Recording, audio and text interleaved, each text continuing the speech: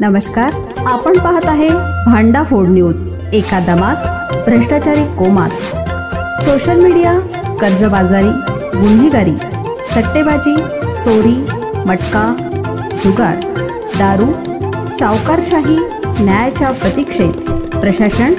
भांडाफोड news, एका दमात भ्रष्टाचारी कोमात। बहुजनांना गुलाम करणाऱ्या शोषणकारी प्रवृत्तीचं नाव आम्ही खपवून घेणार नाही। महात्मा ज्योतिबा फुले, माता जिजामाता किंवा भीमा कोरेगाव स्तंभ या तिन्हीपैकी कोणतेही नाव पुणे रेल्वे स्टेशनला द्यावं। मेधाताई कुलकर्णी यांची चौकशी करा। त्या कायमच निवडणुकीच्या तोंडावर वादग्रस्त भूमिका का घेतात?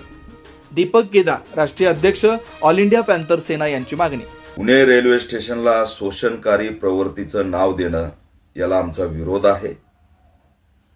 या रेल्वे स्टेशनला एकतर महात्मा ज्योतिबा फुले, माता जिजामाता किंवा ज्यांनी पेशवाई गाडून टाकली, 1 जानेवारीला लाखो करोडो लोक भीमा कोरेगावला येतात। पेशवाई गाडणारं जे प्रतीक आहे भीमा कोरेगाव स्तंभ, ते भीमा कोरेगाव स्तंभ रेल्वे स्टेशन असं नाव दिलं तरी आम्ही त्याचं स्वागत करू। या 3 नावापैकी कोणतंही नाव राज्य सरकारने पुणे रेल्वे स्टेशनला द्यावं। शोषणकारी व्यवस्था त्यांनी चालवली, ज्यांनी बहुजनांना, दलितांना गुलाम केलं।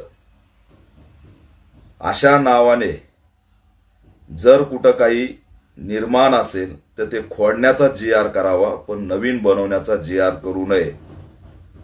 मेधाताई कुलकर्णी यांना आमचं आव्हान आहे की त्यांनी हयातभरात समाजासाठी, गोरगरिबांसाठी काही केलंय का, याचं उत्तर द्यावं।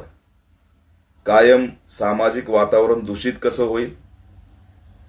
निवडणुकीच्या तोंडावरच पेशव्यांचा पुळका मेधाताई कुलकर्णीला येत असतो।